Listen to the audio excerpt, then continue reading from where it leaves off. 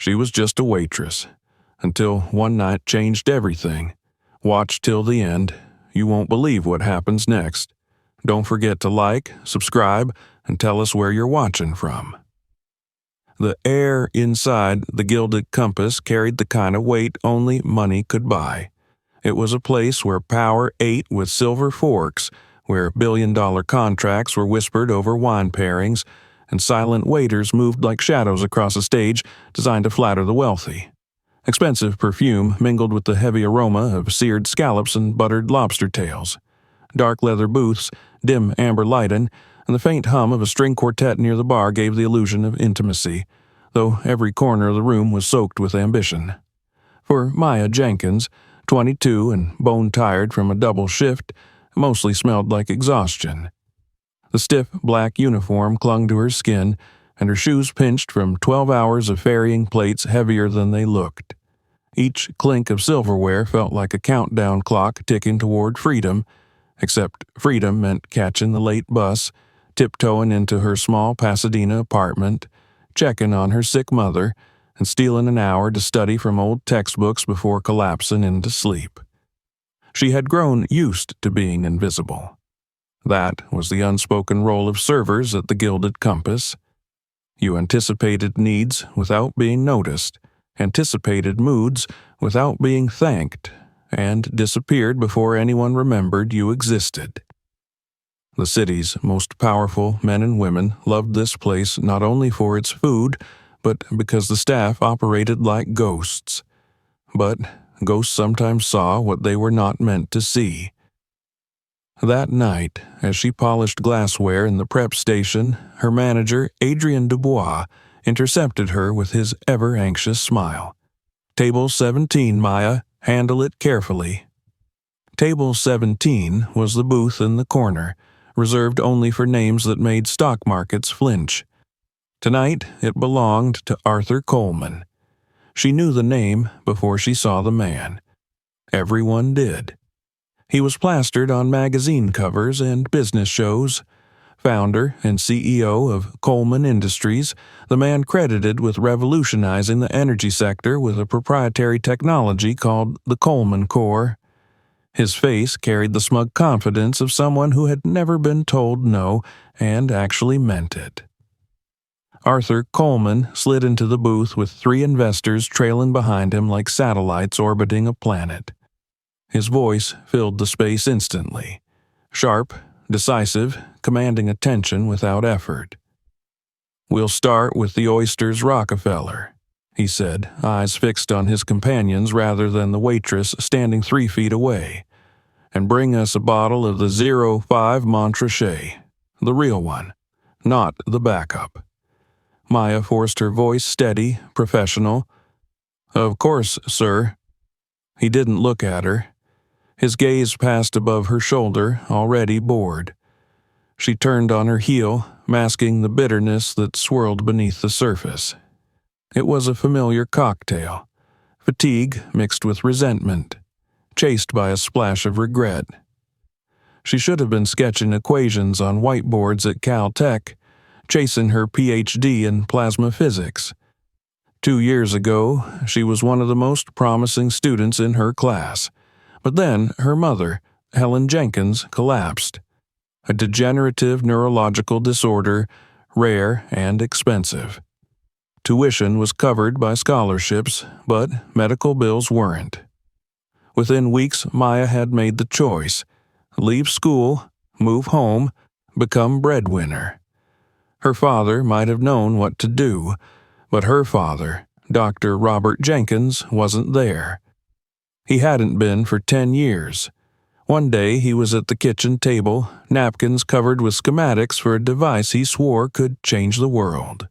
He called it Project Chimera, a fusion process that could bottle the sun.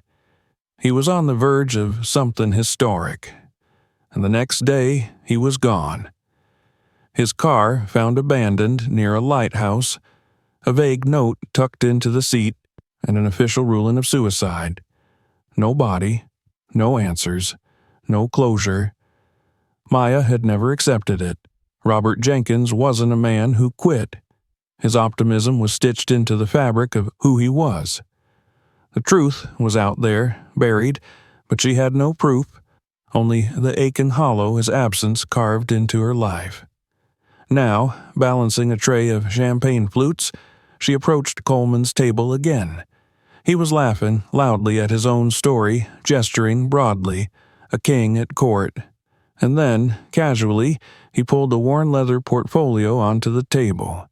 "Gentlemen," he said to his investors, his tone swelling with pride, "before we discuss the future, allow me to show you the beginning." He opened the case and slid out a single laminated sheet. The page was old drafting paper, yellowed but preserved, filled with complex equations and a precisely drawn schematic. Maya's steps faltered. The design was hauntingly familiar, lines of magnetic containment fields interwoven with particle injectors, a toroidal chamber for plasma fusion.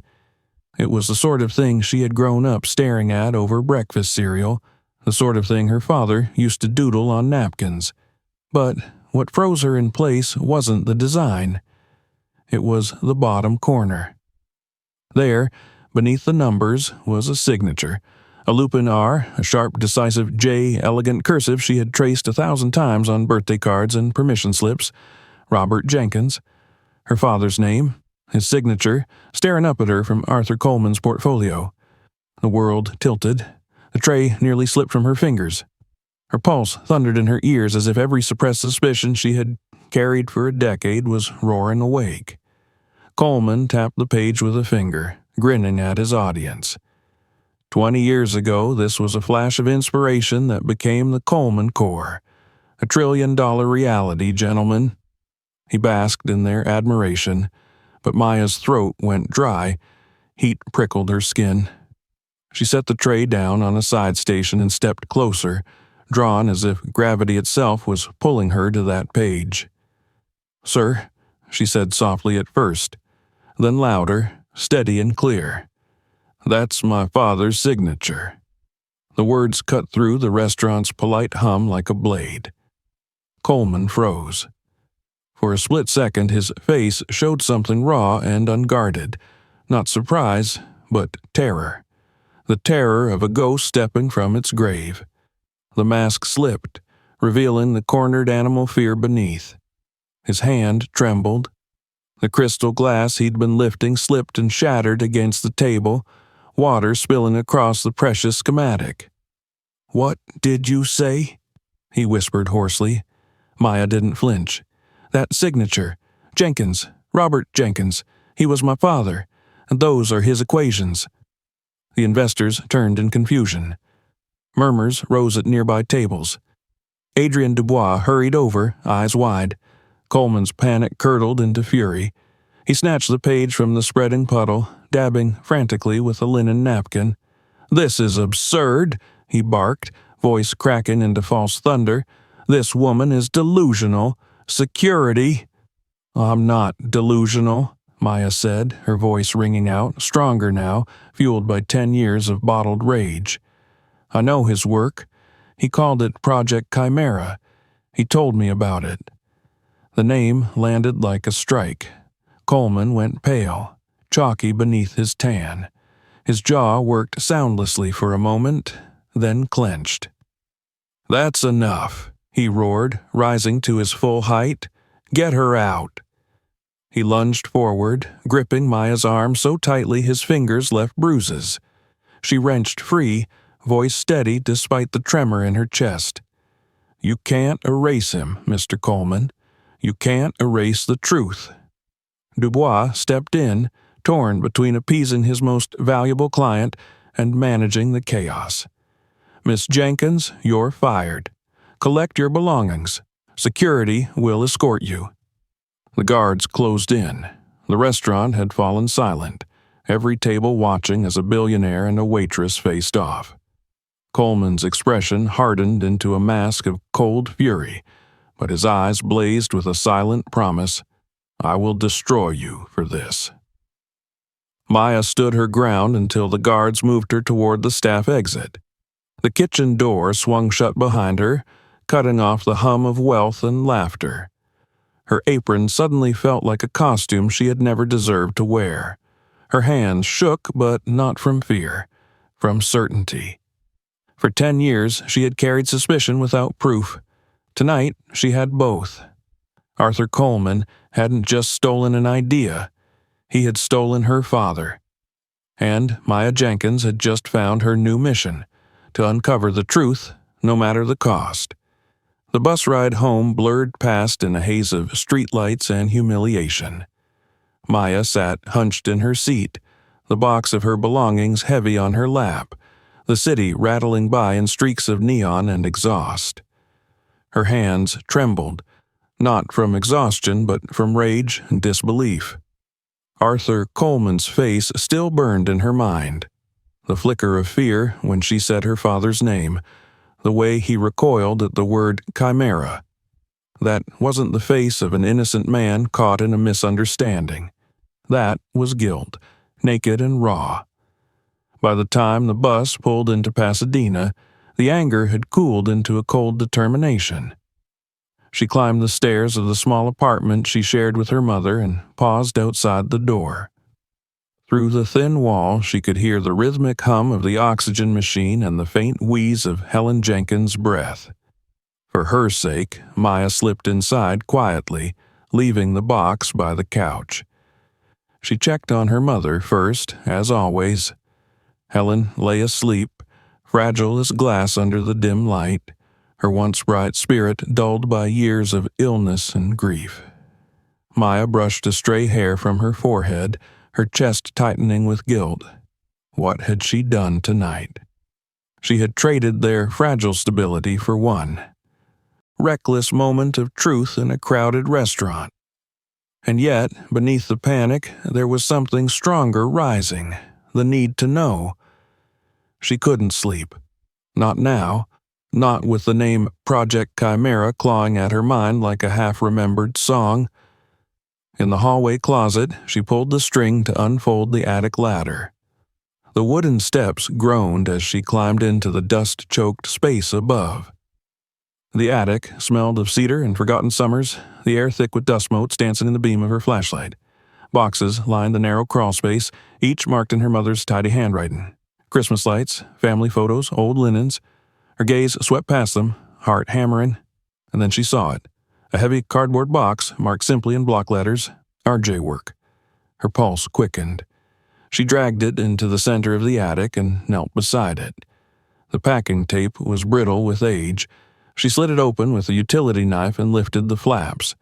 Notebooks, dozens of them stacked like bricks. Cheap spiral-bound, the kind you bought in bulk at a university bookstore. Each one filled with her father's dense handwriting, margins scribbled with equations, diagrams of containment fields, annotations in tiny, precise script. She flipped through them with reverent hands. The pages smelled of graphite and time. These weren't doodles. These were the bones of his life's work. And the deeper she dug, the more the memories surfaced. Sitting at the kitchen table as a girl while he explained magnetic confinement with salt shakers, tracing toroidal designs with her fingers while he spun tales of bottling a star. She froze when she saw the familiar diagram. It was the same one Arthur Coleman had bragged about in the Gilded Compass, the same toroidal chamber, the same arrangement of field lines. Except here, in her father's notebook, it was unfinished, annotated in his own hand. And in the margin, a note that sent chills down her spine. A thinks the containment field is unstable. I know I can solve it. A. Arthur. Her hands shook as she turned the page, realization dawning with every line. Coleman hadn't invented the Coleman core. He had been standing in Robert Jenkins' lab, watching him build it. Beneath the notebooks lay a manila folder. Inside were photographs, faded and curling at the edges. Maya's breath caught in her throat. There was her father, 20 years younger, his arm slung around a much younger Arthur Coleman. They were standing outside a squat, unremarkable building with a peeling sign, Northwood Applied Sciences, partners, smiling like brothers. Maya pressed a hand to her mouth. Coleman hadn't just stolen from a stranger, he had betrayed a friend. Her fingers dug deeper into the folder, pulling out contracts, receipts, memos, and then, at the bottom, she found it, a carbon copy of a legal document. Her chest tightened as she read the heading, Partnership Dissolution Agreement, Helios Innovations. The date was 3 weeks before her father disappeared. The text was dense, legal jargon about intellectual property and rights of succession. According to the agreement, Robert Jenkins relinquished all claims to Project Chimera in exchange for a pitifully small payout. The justification: his increasingly erratic behavior and professional misconduct. Maya's throat closed. Erratic behavior? Misconduct? That wasn't her father. That was a smear. Her eyes dropped to the bottom of the page. The signature. She'd know her father's hand anywhere. The grand lupin R, the sharp, decisive J. Except this one wasn't it. It was wrong, cramped, hesitant, a poor imitation of the bold, confident signature she had seen on 100 birthday cards and permission slips. It was a forgery. Her hands shook as she set the page beside one of his notebooks. The contrast was undeniable. The loops, the pressure, the confidence. It was night and day. Arthur Coleman hadn't just stolen the design. He had fabricated the paperwork to erase Robert Jenkins from history.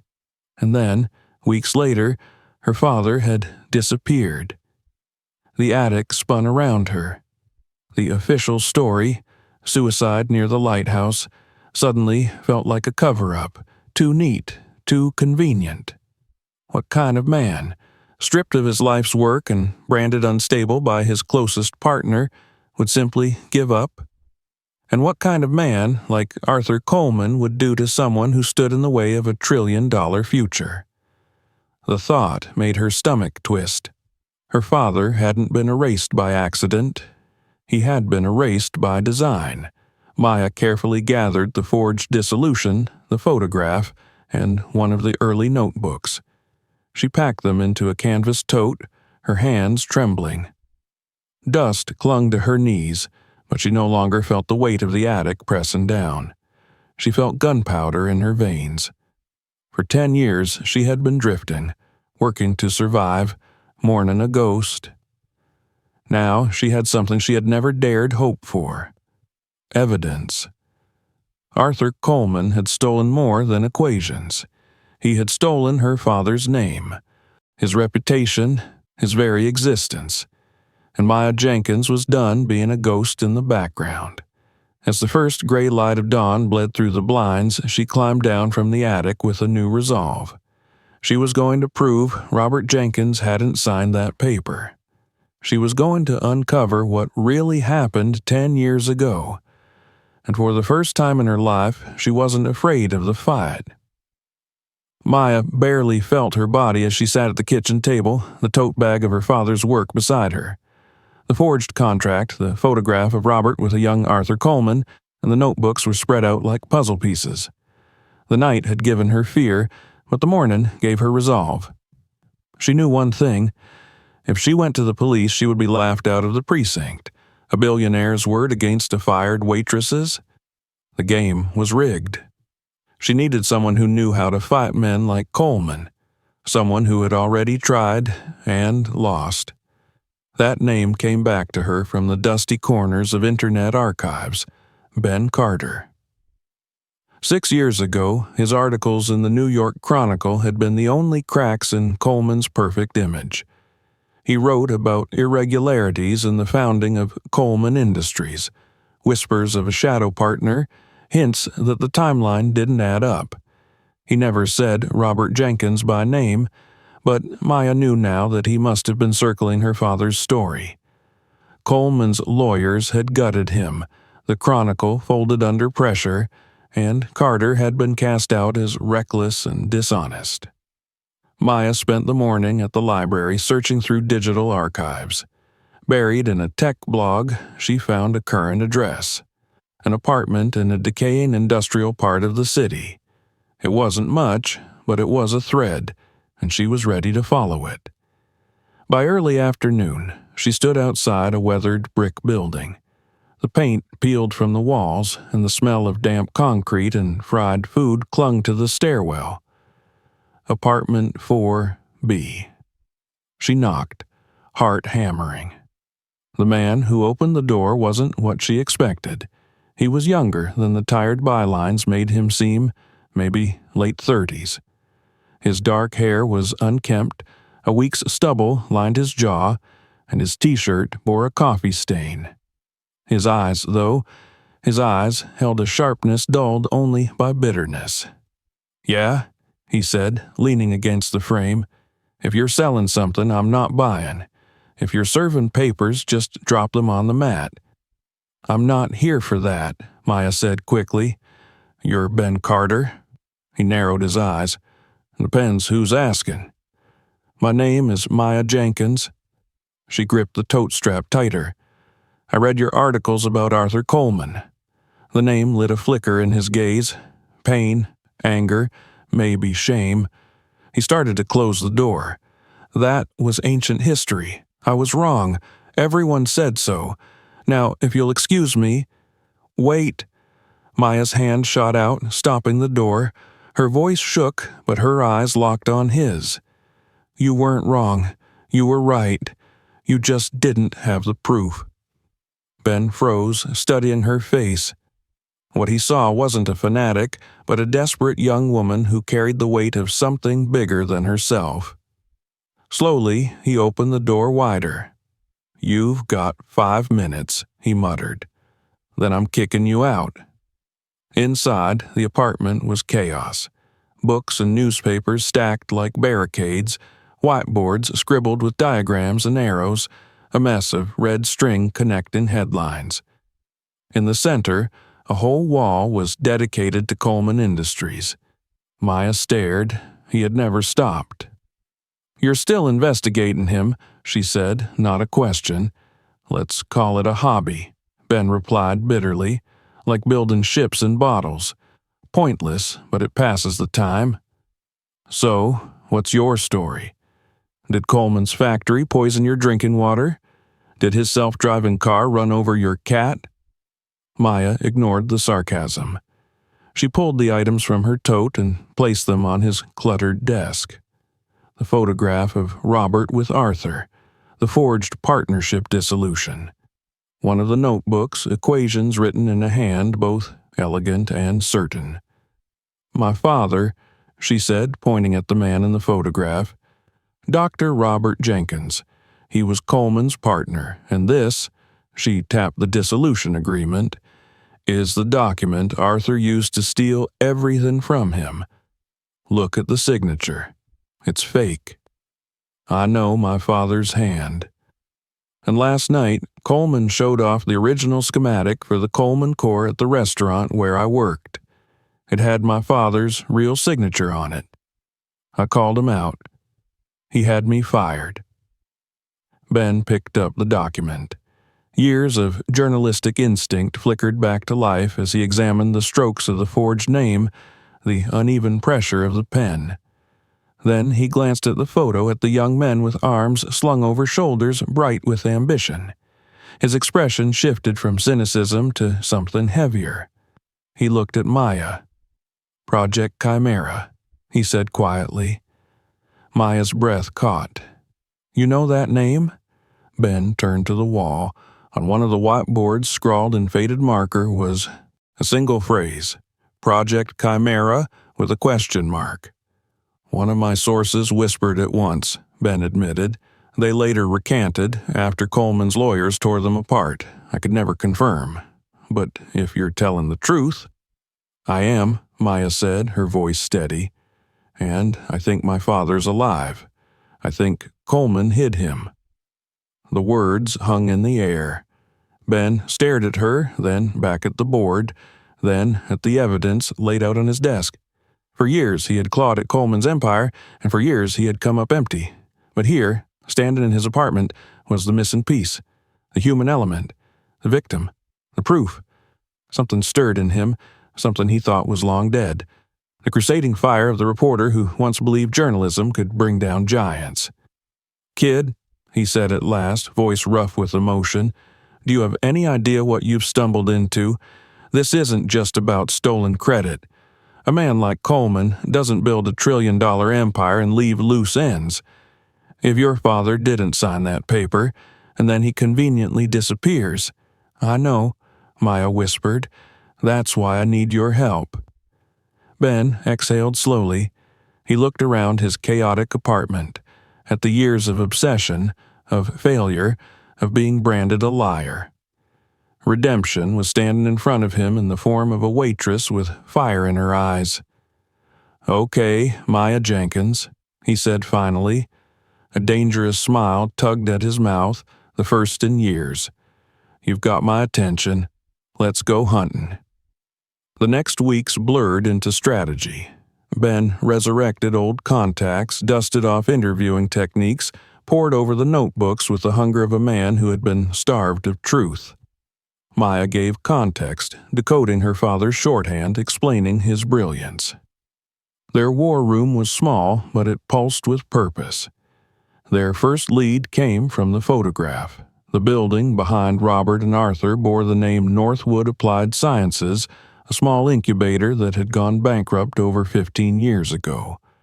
Most records were lost, but Ben's persistence uncovered a surviving staff directory. One name stood out: Walter Schmidt, a senior lab technician who had worked closely with both men. Tracking him down wasn't easy. Walter had vanished from professional life, but Ben found a mention in a vintage radio enthusiasts club. It led them to a quiet retirement community 3 hours outside the city.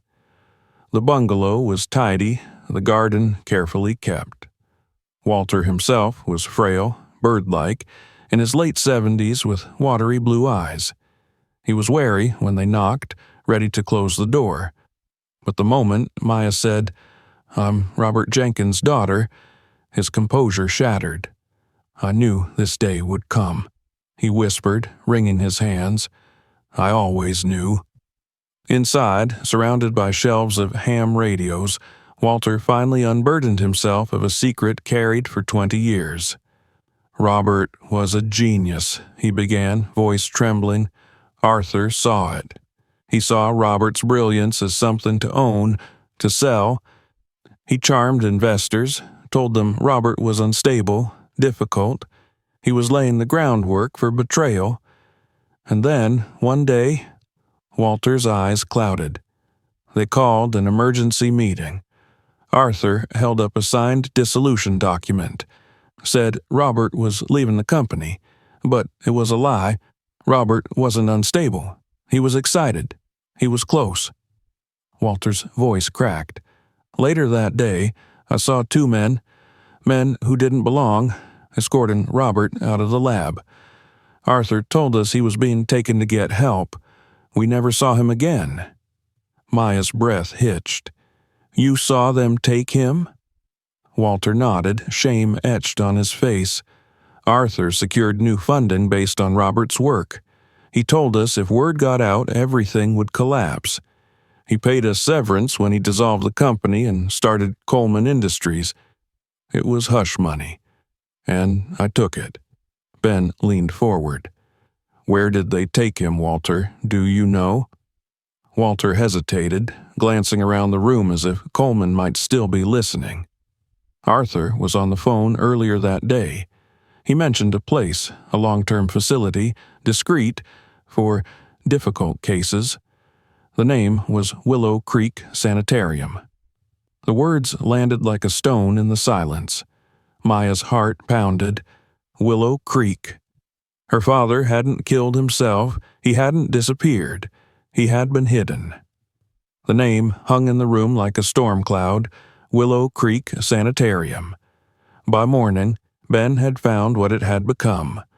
Willow Creek Wellness Retreat, rebranded, remote, and wrapped in non-disclosure agreements. Its website showed sunlight on cedar siding and a promise of restorative privacy for high-profile clients. The map showed a single ribbon of road threading through a forested valley and ending at a long, pale building framed by hills. There was no way through the front gate without papers and power they didn't have. If Robert Jenkins was inside, the proof would live on the other side of a locked door and a camera lens. They needed a way in that wasn't supposed to exist. The angle came from the past.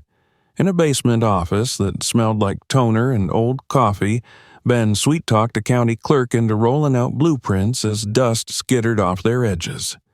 The plans were from before the rebrand, when the place still called itself a sanitarium, and the lines were clean and straightforward, untouched by marketing and philanthropic wings. Together, they traced ductwork, tunnels, mechanical rooms, service corridors. The new security upgrades snaked around the modern additions, infrared trip beams, a tidy grid of cameras, but a swath of the original West Wing looked stubbornly analog. On the fourth sheet, in the corner, a fat silver graphite line curved from a concrete outbuilding through a thicket of trees and into the building's belly, a ventilation outflow duct, large, old, and likely ignored. "That's your blind spot," Ben said, tapping the line. "You could crawl it." Maya's stomach tightened as if her body already knew the squeeze of metal against her shoulders. "How big is could?" Ben measured with a pencil, did the mental math, then looked up. "Big enough if you're careful, and if we're lucky." They spent a day rehearsing the unluxurious parts of bravery. Ben tested a pair of low-light cameras, a mic like a tear-shaped bead to clip beneath Maya's collar, a booster to keep her signal alive in the valley. He packed a burner phone with a camera that would stamp time and location onto each frame. Maya assembled a small kit: a multi-tool, narrow pry bar, nitrile gloves, a painter's mask against dust and fiberglass, and a coil of cord. She dressed down in dark layers that wouldn't snag, tied her hair back, and printed the portion of the blueprint that showed the service route to the West Wing. On the paper, she marked a single room number in block pencil: 113. Ben drove. The city thinned to suburbs, suburbs to scrubland, scrubland to walls of pine. The road unspooled in the headlights, walled on both sides by trees so tall they made the car feel like a toy. When the asphalt narrowed, the GPS lost its nerve. The screen stuttered, then went to a flat, gray shrug. They killed their headlights a mile out and eased onto a logging spur that smelled of damp bark and loam. When Ben cut the engine, the forest's version of silence rushed in. Crickets, the thin hiss of wind through needles, some unseen night thing scolding from high branches. They synchronized watches. 30 minutes, Ben said softly, the habit of control smoothing his voice. "You go in. You find the West Wing basement. Stairwell seat to the first floor. You keep your head down. If you see anyone, you turn around. You get me something undeniable, then you come back. We go to war with the proof, not with heroics." "Copy," Maya said. The word felt too small for what they were trying to do. She stepped into the black and let the forest swallow her. The ground was slick with fallen needles, and roots rose like knuckles under her shoes. When she reached the tree line's edge, the building appeared, long, low, made to look gentle by architects who understood that wealth didn't like to see its prisons. Out back, a squat concrete cube hunkered near the slope.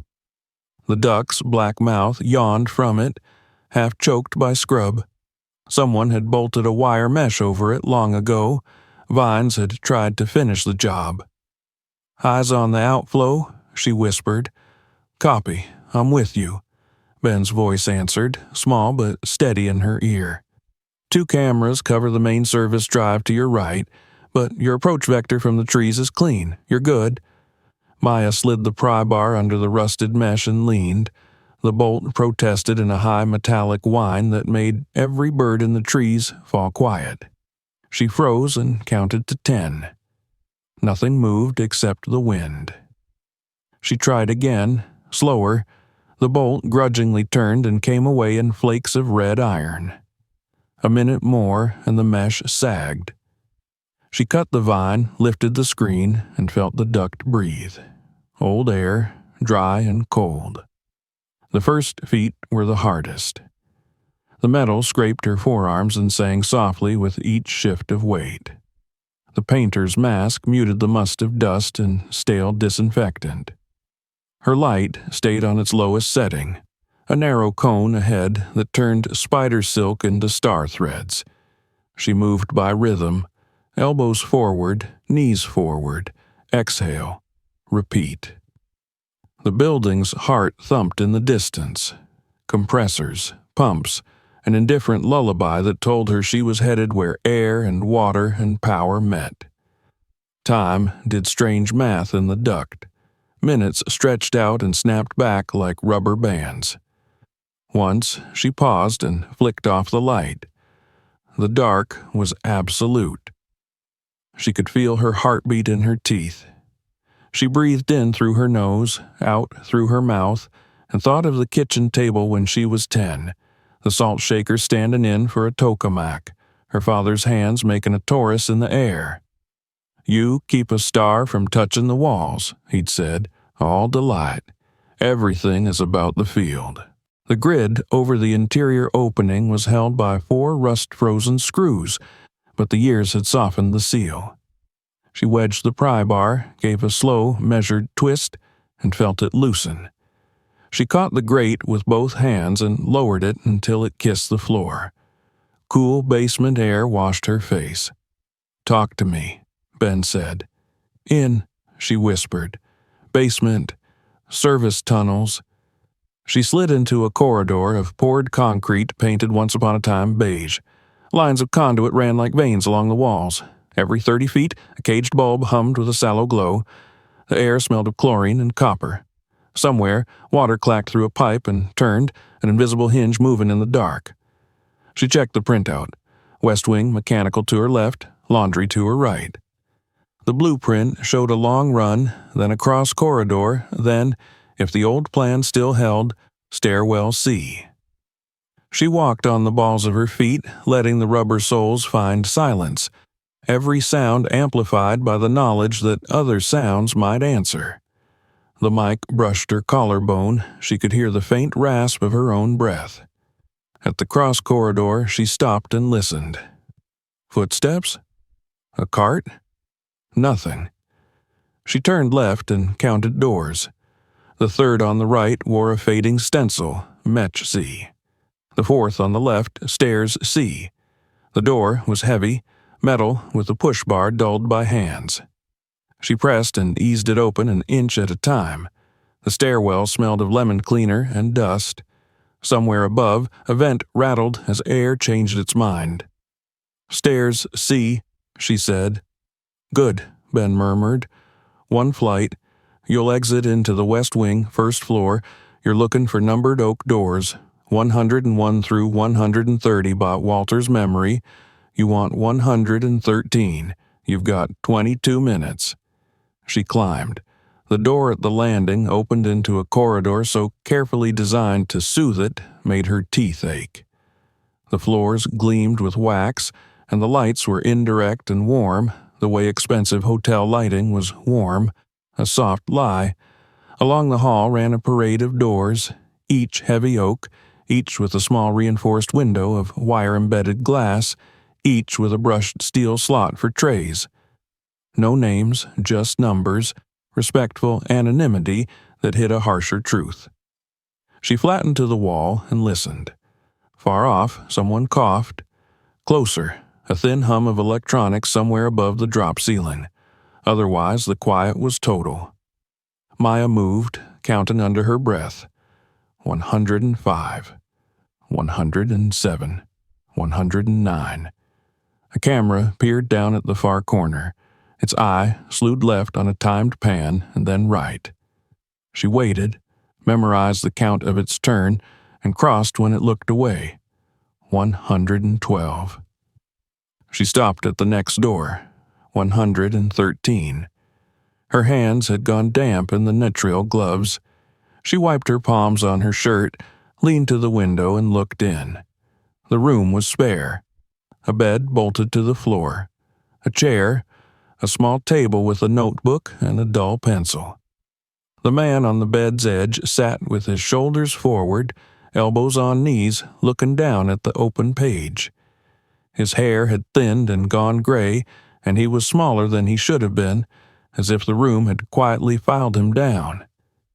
He drew, slow and precise, the way someone writes their own name when they haven't been allowed to speak it.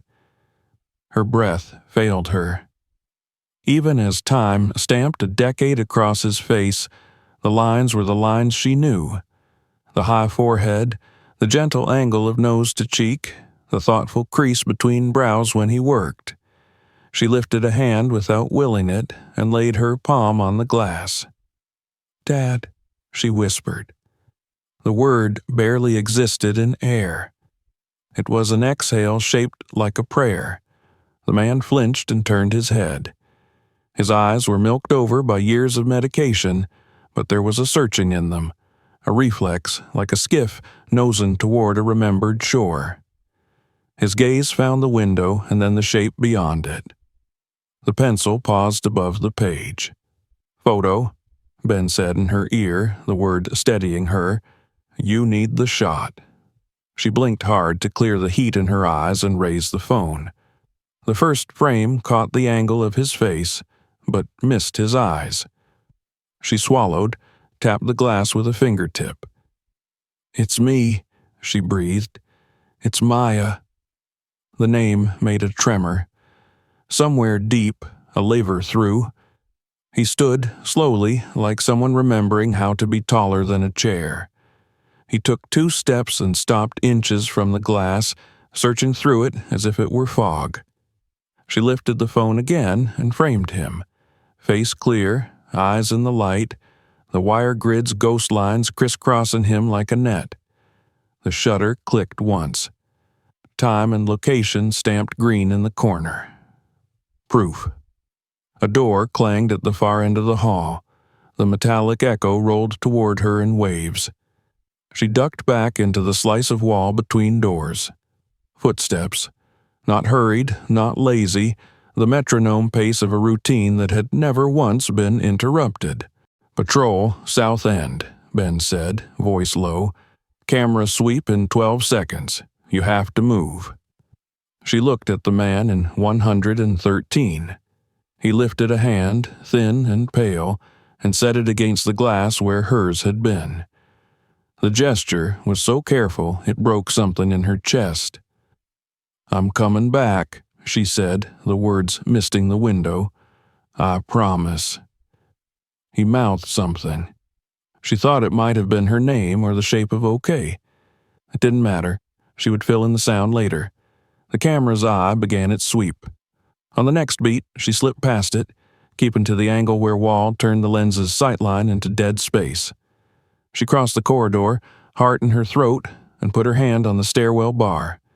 It gave, and the soft sigh of the closer felt like a shout, down the stairs. The concrete tunnel's breath met her halfway, cooler than the upstairs air. She took the last steps 2 at a time. In the basement corridor, the hum grew louder, the world more mechanical and simple. She moved through it like a line through a maze she had drawn herself, back to the cross corridor, the mechanical room door, the blank wall that hid her exit.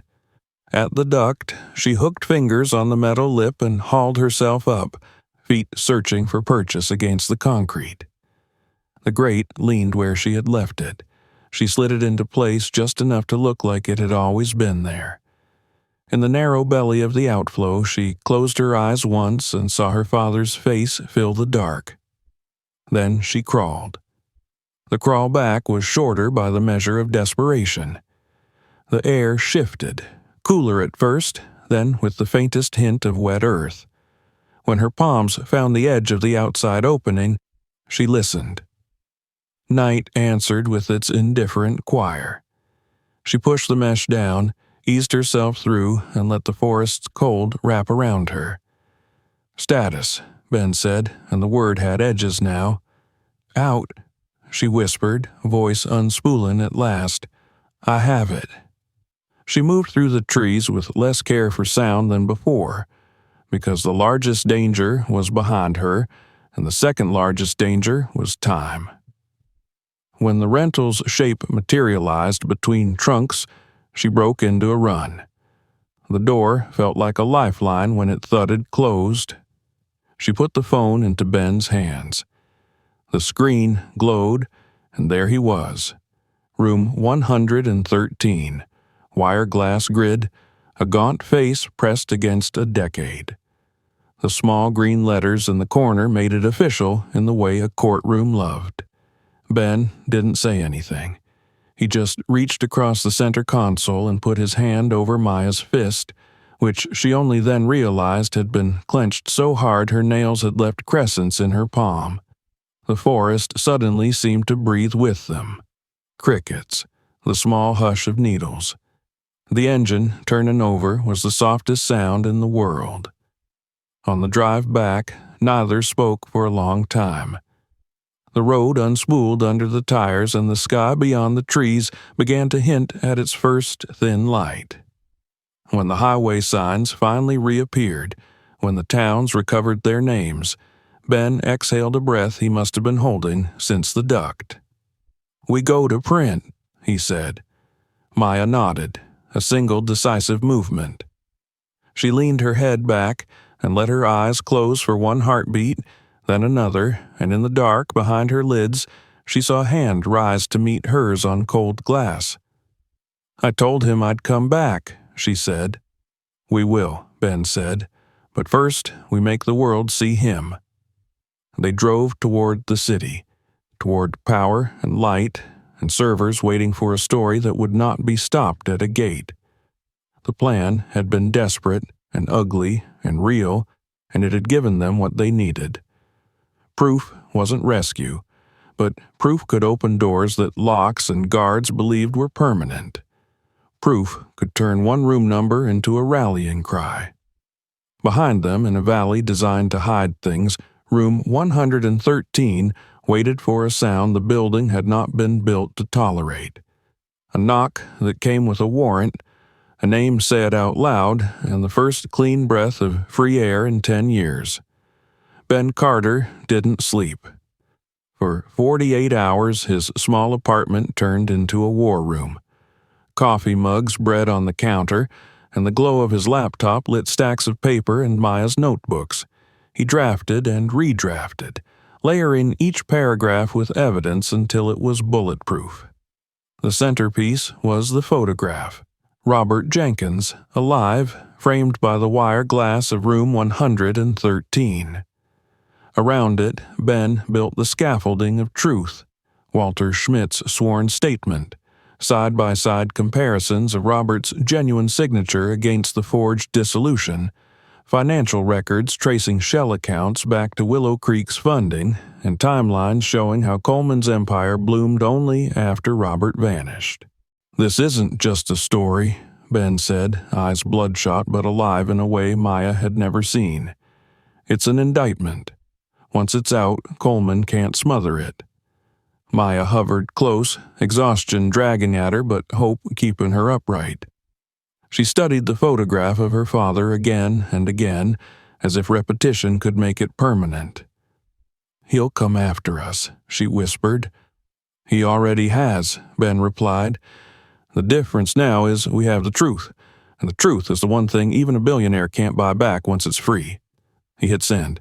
The article detonated like a bomb.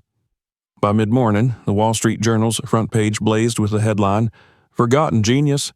Evidence suggests Coleman Empire built on disappeared physicists' work. Within an hour, hashtags stormed across every platform. Hash, where is Robert Jenkins? Hash, Chimera Truth. Hash, Coleman Lies. Cable news split screens with Coleman's smiling press photos on one side and the grainy but unmistakable image of Robert behind the glass on the other. Coleman went live that afternoon, jaw tight, voice iron. He dismissed the story as a smear campaign by a disgraced journalist and a confused young woman. He called the photograph doctored, the affidavit fabricated. But even as he spoke, the market showed its verdict. Coleman Industries stock hemorrhaged billions in value, red numbers scrolling like blood across the screen, and the avalanche had only just begun. Former employees emerged one after another, their NDAs dissolving in the court of public opinion. Old lab assistants whispered about Robert's brilliance, about the sudden day he was gone. Investors demanded answers. Politicians, smelling opportunity, called for hearings. And in Washington, a judge signed an order authorizing a federal raid on Willow Creek Wellness Retreat. The agents arrived at dawn, black SUVs slicing through the mist. Cameras swarmed the gates, reporters shouting questions as the iron fence groaned open under government authority. Inside, staff scattered, some protesting, some silent. Room by room, the team moved, clipboards in hand, warrants in pocket, and in room 113, they found him. Dr. Robert Jenkins, gaunt and blinking against the sudden rush of freedom, sat on the edge of his bed. When the door swung wide, he looked up slowly, as if the moment itself was too fragile to trust. His voice cracked but clear. "My name is Robert Jenkins. I want to see my daughter." The reunion happened in a secure wing of St. Mary's Hospital, far from cameras. Maya entered first, her legs weak beneath her, her breath catching in her chest. For a heartbeat, she was 10 again, peering over notebooks while her father sketched worlds into existence. Then he looked up at her, and even through the weight of sedation and stolen years, his eyes found her. "Maya," he whispered. She collapsed into his arms. His frame was thin, his hands trembling, but he was real, flesh and bone, alive. The sob that tore from her chest was half grief, half triumph. "I told you I'd come back," she said, tears soaking his gown. He held her tighter. "And you did." Arthur Coleman never saw freedom again. Agents stopped him at the tarmac as he tried to flee in his jet. The charges stacked higher than his lawyers could claw them down. Kidnapping, unlawful imprisonment, fraud, conspiracy, forgery. Former allies abandoned him. Board members forced his resignation within hours. Coleman Industries was gutted, restructured under federal oversight. The empire that once looked untouchable crumbled into dust. For Maya, vindication was not about stock prices or headlines. It was about her father's name cleared, his work restored, and his life given back. When the patent courts reviewed the forged documents, they restored ownership of Project Chimera to Robert Jenkins. The narrative shifted in a single sweep. Not Coleman's genius, but Jenkins' stolen brilliance. Out of the wreckage rose something new. Jenkins Carter Energy, founded on transparency, driven by Robert's vision and led by Maya as CEO. Ben Carter, reputation restored, joined the board as its conscience. One evening, in a refurbished lab in Pasadena, Robert stood beside his daughter and Ben before a gleaming schematic. His hands were steadier now, his voice firm.